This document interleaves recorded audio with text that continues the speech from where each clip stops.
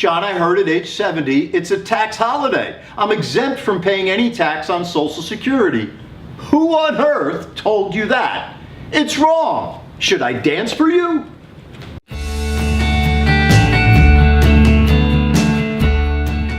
Hello, my name is John Convery, host of Retire Yesterday, Live Today Radio that's broadcast in the Palm Beaches on 1290 WJNO, iHeartMedia. Michael and I have been hosting that show for years, and it's all about really raising your financial awareness as you get prepared to retire to help you thrive in retirement, not just survive. And our heart cry is really education. That's what this is a forum to do, basically to educate you on topics ranging from risk management, cash flow, squeezing out opaque fees that you may not even be able to see on your brokerage statement, and perhaps leaving a legacy to your children and the ones you love. Most importantly, though, today, people really feel confused with frothy stock market and really not knowing where to turn. So we want to be a resource for you, and we'll hope you'll join us every Monday. We're going to be doing this video broadcast, kind of the new video live or pre-broadcast version. I really don't know. Michael's the technology guy, but the bottom line is it's going to be a lot of fun, and stay with us because we're going to have some good things to share with you to help you thrive in retirement, not just survive. Right, Mike? Yes, you are absolutely right. This is Retire Yesterday, Live Today, the audio-visual show. So we're going to be with you each and every Monday, just like you said. And if you tuned in last week, at the end of the show, we mentioned a little bit about how we'd be talking about Social Security this week, because that is a hot topic for all pre and post retirees, and many people don't know that there's a lot of different strategies to claim Social Security. So that is the tip of the week that you're going to see later, and that is what we're going to talk about in today's show. So if you don't know how to claim Social Security or maximize it the best for your retirement, this is definitely a topic that you're going to want to stay tuned for. No doubt about it, folks. You know, one of the things there's a huge misconception on is I ask persons at or near retirement, how many times can you claim Social Security? And after a period of utter silence, the answer always comes back to, well, John, everybody knows you can only file one time. I mean, that seems so obvious. But you know, it seemed obvious back in the day that people that were sailing out on the Atlantic, when they saw the horizon, the sun going down, they believed in the flat earth society. It took Copernicus to, through innovation in astronomy, discovered that the world was not flat, it was a sphere. Well, and the truth is, that's coming back. So that's the new debate now. That's right. Celestial beings. Yep, but that's the new debate. Is it flat again? No doubt. But you know, hey, listen, we're going to be in Mars and colonize Mars according to Elon Musk and I'm sure Jeff Bezos. So we'll see what happens with that, Blue Origins aside. But to focus on the program at hand, folks, I always like to tell folks what Glenn Beck said in an endorsement commercial that was broadcast for us. He says there's over 586 different and unique claiming strategies under the Social Security Administration and up to 2,000 governing rules. What on earth could possibly make any one of us, or you, my friend, think you know them all? So our whole focus is to make sure we broaden your awareness, Mike, right? That's really what we're focusing on. Yes, he is absolutely right. With over 500 different ways to claim Social Security for a married couple filing together, there is a lot of mistakes that you do want to avoid. And one of them is, many people don't realize the full retirement age is not the same for everybody anymore. That's right. You know, if you were born in 1935, according to Social Security, your full retirement age would be age 65. But if you had the audacity to be birthed in 1954, it's age 66. If you're born in 1955, it's 66 and 2 months, and so on and so forth. You notice the trend is the later your year of birth, the longer you have to work to claim full benefits under Social Security. And now reforms are occurring, and there's things that we call the litmus test or means testing, which has already paid us a visitation in Medicare premiums for those of you paying for Medicare Part B age 65 or older. But let me just give you a taste of this, Mike. We talk about it all the time, and people say, John, can you give me some anecdotal stories, right? About people that you've worked with. And so let me just give you a couple, folks. This is obviously not your situation, but my goal here is just to provoke your thinking and broaden your thinking to dream about what might be possible. First story, a fellow by the name of Stewart. He came in to see me after losing his job at age 60. He was a high-powered executive for a major manufacturing company, and he was what they called right-sized, which is a euphemistic way of saying you're fired. They hired somebody for a third of the salary and 20 years his junior, who he had trained to take his position. And he found himself in this query or this odd, uncomfortable position where he was having a difficult time getting hired at the compensation level. So he was kind of starting to think about having to deal with the reality of maybe not being employed anymore, having to take early retirement, or maybe being underemployed, meaning taking a job for less. And he was opining, waiting. He's saying, John, I wish I was 62 because I could claim Social Security early. I know it would be a discounted amount, but I could claim it early.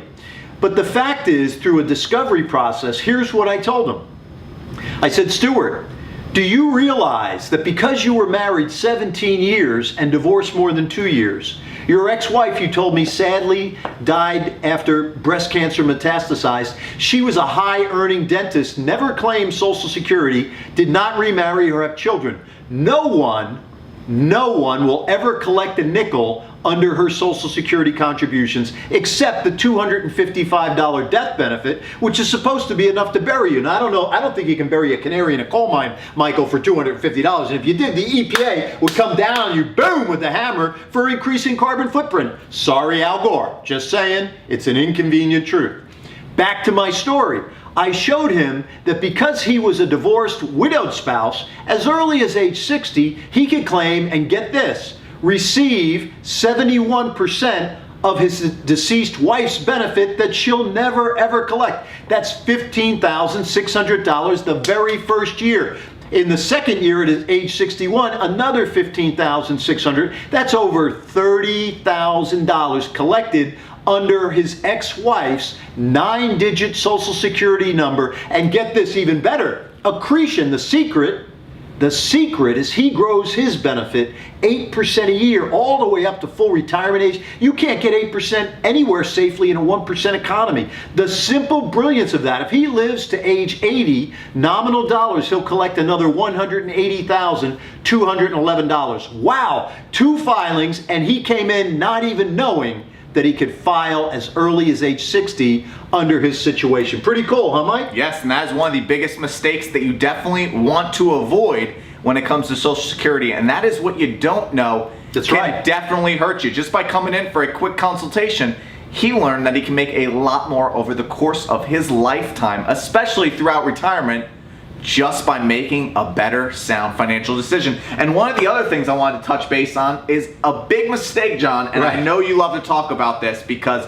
many people don't realize that they make a big mistake when it comes to taxes and Social Security, because just because you're getting money from Social Security does not mean taxes stop. That's right. Many people, I had a gentleman say the other day, John, I heard at age 70, it's a tax holiday. I'm exempt from paying any tax on Social Security.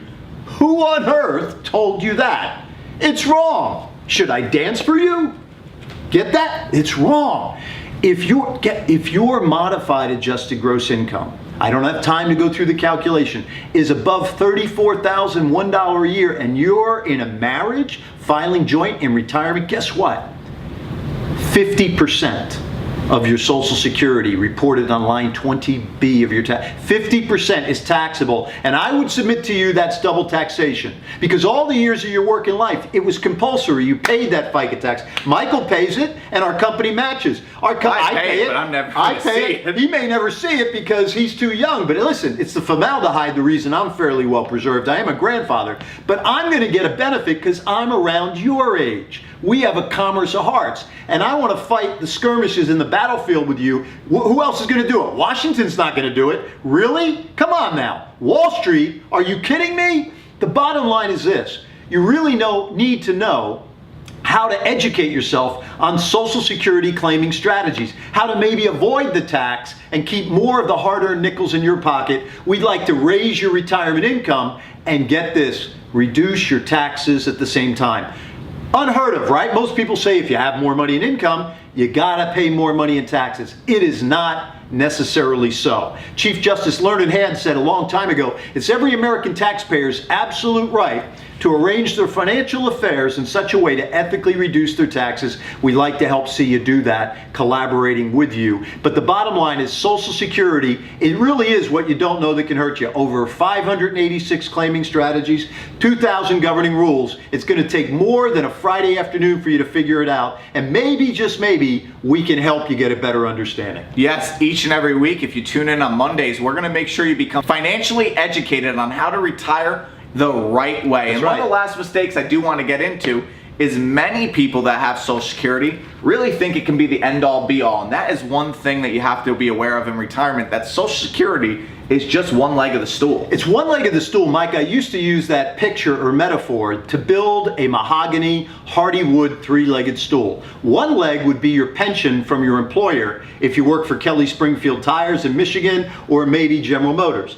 Another leg, number two, might be Social Security, but you got to make sure you get the greatest harvest. That's why this education is so timely and important. And number three is you've got to have dividends or investment-related income from your 401k or maybe your portfolio of diversified stocks and bonds. We've got to dovetail all of those together or weave them through into a mosaic, a beautiful tapestry, so that you optimize. And if you create a synergy, if you basically don't have a pension, maybe seek to establish something that's like a private pension for yourself. If you don't know when and how to claim Social Security, get educated to help figure that out and look at ways to increase your cash flow to 5% in a 1% economy without the fear of outliving your money. All of these things is really what I've done for over 30 years, being an advocate for retirees and retiree hopefuls in the Palm Beach, and it's really what I love doing. In case you didn't notice, you could wake me up out of a stone cold nap right now if I was napping on my leather sofa right over there and ask me a Social Security question, and I'm going to blurt out the answer because I just thrive on this stuff. Yes, that is absolutely right. He thrives on this stuff, but we're going to get out of here because if you tune in next Monday, you're going to get a lot of financial tips. And like he said, it is a three-legged stool. So next week, we're going to touch base on another one of those legs. Remember, fear is for others.